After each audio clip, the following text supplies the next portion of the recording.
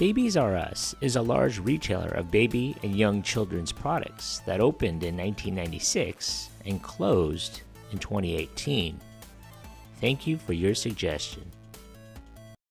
My new collection at Babies R Us is truly scrumptious. I put my own special touches on everything babies need, from stylish nurseries to sweet surprises, from frills to funny monsters.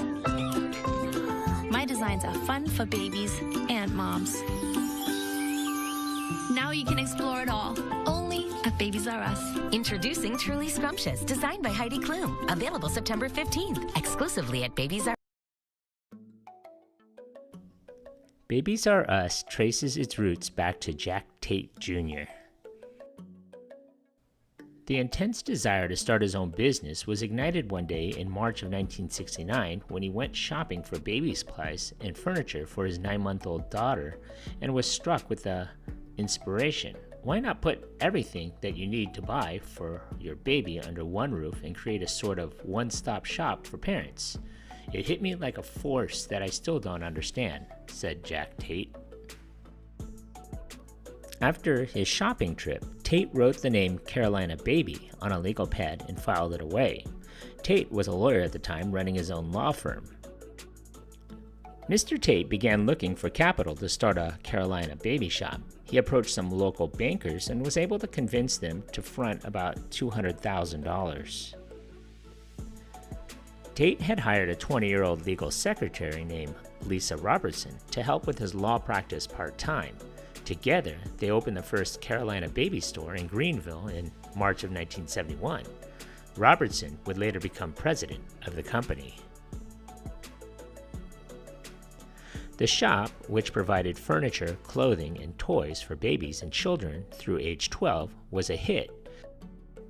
Tate shuttered his law firm in April and never looked back. Mr. Tate opened his second baby store 2 years later in nearby Esley, South Carolina. That store spawned a gradual expansion of Carolina Baby shops throughout the Carolinas during the 1970s and early 1980s.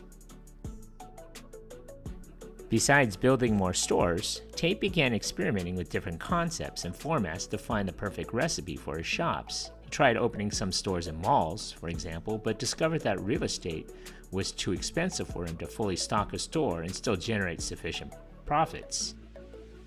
He eventually found that bigger, less expensive locations in strip shopping centers worked well. Hard work and persistence paid off for Tate and Robertson, who watched their venture slowly take off during the 1970s and early 1980s, and build steam during the mid-1980s. The company began expanding outside of the Carolinas into neighboring southeastern states, where the concept was well received. By the mid-1980s, Carolina Baby Inc. was operating about 25 stores that averaged 6,000 square feet in size. In 1987, Tate hit on a new concept that would destined to transform his company when he opened an experimental 20,000 square foot superstore in Marietta, Georgia. In 1987, Tate changed the name of the company to Baby Superstore Inc. and began looking for cash to build Baby Superstore outlets. During the next 5 years, he and his fellow executives scrambled to open a total of 26 shops under the Baby Superstore banner. By 1994, the company was operating a chain of about 40 stores, with plans to have roughly 50 shops in 13 states open by the end of 1995. The success of the Baby Superstore didn't go unnoticed. A more weighty contender was the massive Toys R Us chain, which announced in 1994 that it was going to open 5 Babies R Us stores in 1995. By 1994, Baby Superstore Inc. was beginning to open 40,000 square foot stores that stocked about 25,000 items from 500 suppliers, compared to about 15,000 items stocked by Toys R Us. In October of 1996, Toys R Us bought Baby Superstore Inc. for about $407 million in stock. At the time, Baby Superstore had 63 existing locations in 18 states, primarily in the Southeast and Midwest.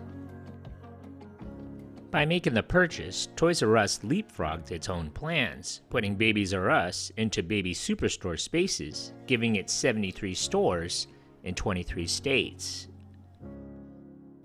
Before the acquisition, Babies R Us was launched in April of 1996 to complement the toy superstore Toys R Us, selling baby and toddler products.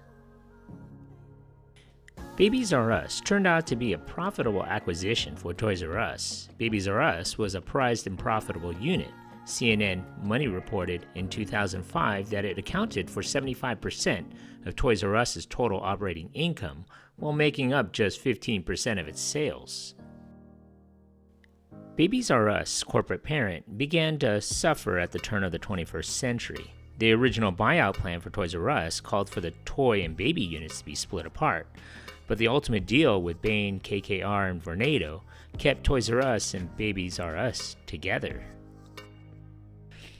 Blaming market pressures, primarily competition from Walmart and Target, Toys R Us considered splitting its toy and baby businesses. On March 17, 2005, a consortium of Bain Capital, KKR, and Vornado Realty Trust announced a $6.6 billion leveraged buyout of the company.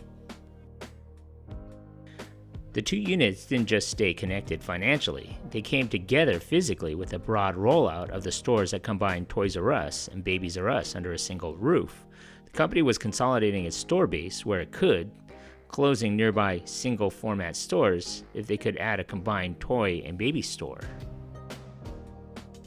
Some would argue that Babies R Us was what kept Toys R Us afloat for many years, and after the private equity owners took over, it became a sidekick to the toy side with little investment in the business until it was too late.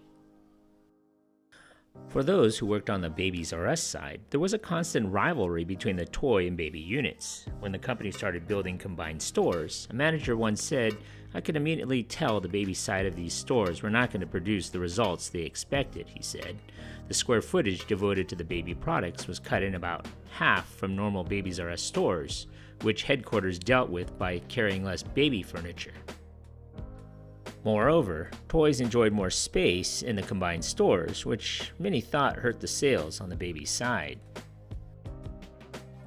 Babies R Us began to decline, eventually hitting a crisis point in the months leading up to the company's unwinding and falling behind the also challenged toy business. On September 18, 2017, Toys R Us, Inc. filed for Chapter 11 bankruptcy, stating the move would give it flexibility to deal with the $5 billion in long-term debt by borrowing $2 billion so it could pay the suppliers for the upcoming holiday season and invest in improving current operations. The company had not made a profit since 2013. The company had been paying $400 million per year to service its debt, which prevented it from investing in improvements in in-store experiences to compete with Amazon and Walmart. Baby registries are also in jeopardy as Babies R Us. Those stores begin closing as well as part of all this bankruptcy. Parents today dealing with the fallout and tell ABC Action News reporter Adam Weiner they don't see a good alternative out there. Shelves are emptying quickly as this Babies R Us on West Hillsborough Avenue counts down till it closes for good. Because Babies R Us usually has everything for babies, so it's a little scary. On March 15, 2018, Toys R Us received approval from the bankruptcy court to liquidate its stores. On June 29, 2018, Toys R Us and Babies R Us permanently closed all of its remaining U.S. locations after 70 years of operations. Babies R Us was gone from U.S. locations, but the brand continued on in other countries. Babies R Us stores continue to operate in more than 20 countries outside the United States with over 100 stores. The brand was also sold online in other countries as well. But on January 20th, 2019, the parent company, TRU Kids Brands, was formed to be the new owner of Toys R Us and Babies R Us. On January 11, 2023, it was announced that a new Babies R Us store would open in summer of 2023, bringing back the brand after nearly 5 years since the last stores closed.